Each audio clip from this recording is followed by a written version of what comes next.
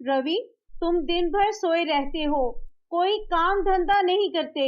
बताओ, ये पैसे जो तुम्हारे पिताजी छोड़कर गए हैं, कब तक चलेंगे? एक दिन ये खत्म हो जाएंगे, तब क्या करोगे? हम और हमारे बच्चे क्या करेंगे? अरे शिल्पा यार, सुबह सुबह क्यों शोर मचा रही हो? सोने भी नहीं देती, दिन चढ़ते ही शुरू हो जाती हो। मेरा दिमाग मत खाओ। मेरे पिताजी इतना पैसा मेरे लिए छोड़कर गए हैं कि मुझे काम करने की जरूरत ही नहीं है। रवि, पैसा छाया नहीं होता, ये एक दिन जरूर खत्म हो जाएगा। तुम्हें समझना चाहिए कि ये आराम हमेशा नहीं चलेगा। कुछ काम करो, अपना और बच्चों के लिए सोचो। शिल्पा, मैं लोगों की तरह दिन रात घिसना नहीं चाहता।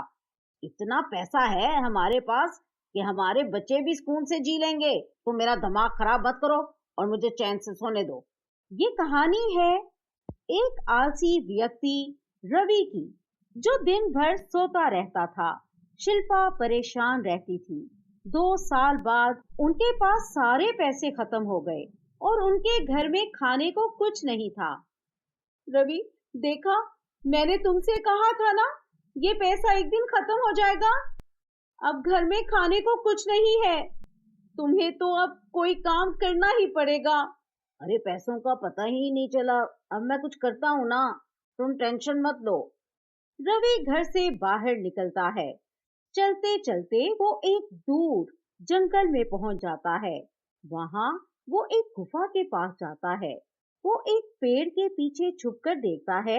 गुफा के पास एक व्यक्ति था जो मंत्र बोल रहा था।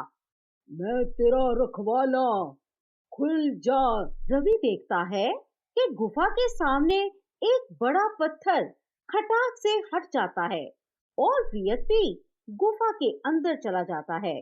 कुछ देर बाद वो व्यक्ति गुफा के बाहर ढेर सारा सोना लेकर आता है। गुफा गुफा बंद हो जा। रवि ये सब देखता है और सोचता है, अगर मैं इस मंत्र के राज को समझ लूं तो मेरी जिंदगी तो बन जाएगी। वो चुपके से उस व्यक्ति के पास जाता है और डंडा मारकर उसे बेहोश कर देता है। वाह, इस गुफा ने मेरी जिंदगी बदल दी। शिल्पा कितनी परेशान रहती थी, अब उसे खुद समझ आ जाएगा कि मैं बिना मेहनत के भी कितना कमा सकता हूँ। रवि जल्दी से सोना लेकर घर लौट आता है। अरे रवि, ये सोना इतना कहाँ से लाए हो? बस तुम टेंशन मत लो, अब पैसे की कोई कमी नहीं होगी। हम फिर अय्याशी करेंगे। अगले दिन रवि गुफा के अंदर सोना इकट्ठा कर रहा था, तभी उसका मन घमंड से भर गया। इतना सोना है कि मुझे जिंदगी भर काम करने की जरूरत ही नहीं। मैं तो अब राजा बन गया हूँ। सोना लेकर बाहर आने लगता है तो गुफा का दरवाजा तुरंत पत्थर से बंद हो जाता है और रवि गुफा में बंद हो जाता है। अरे अरे, ये क्या हो गया? अब मैं बाहर कैसे जाऊं? मैं ऊपर वाले, ये मैंने क्या अनर्थ कर दिया? अब मैं क्या करूं?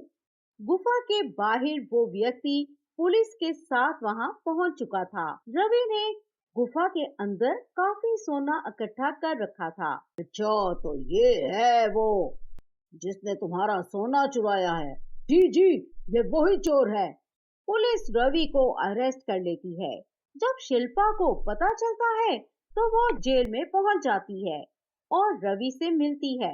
रवि, मैंने तुम्हें कितना समझाया था कि ईमानदारी से काम करो, पर तुमने मेरी एक नहीं सुनी। देखो अब कहाँ पहुंच गए हो। वो सरकार की जादुई गुफा थी। तुमने बगैर मेहनत के पैसा हासिल करने की कोशिश की और आज तुम सलाखों के पीछे हो।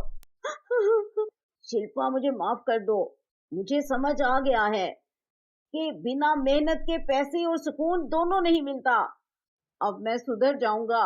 प्लीज शिल्पा, मुझे यहाँ से बाहर निकालो। मैं यहाँ नहीं रहना चाहता।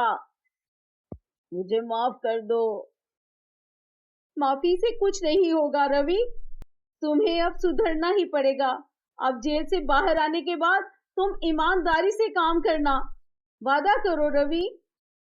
मैं वादा करता हूँ मैं कभी स्वार्थी नहीं बनाऊंगा। मैं मेहनत करूंगा। मैं अपने परिवार के लिए मेहनत करके नई शुरुआत करूंगा।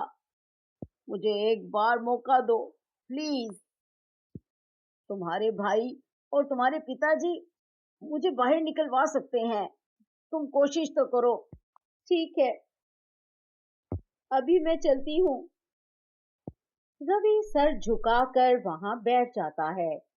कुछ ही दिनों बाद जेल से बाहर आकर वो सख्त मेहनत करता है और अपने परिवार के लिए अपने हाथों से काम करता है। इस कहानी से हमें ये सीख मिलती है कि बिना मेहनत के जो पैसा मिलता है वो कभी टिकता नहीं।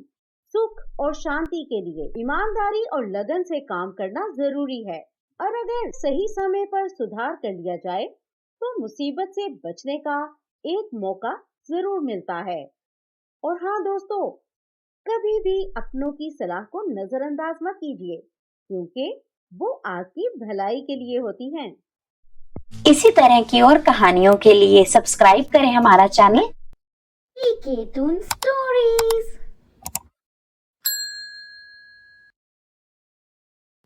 पीके टून स्टोरीज।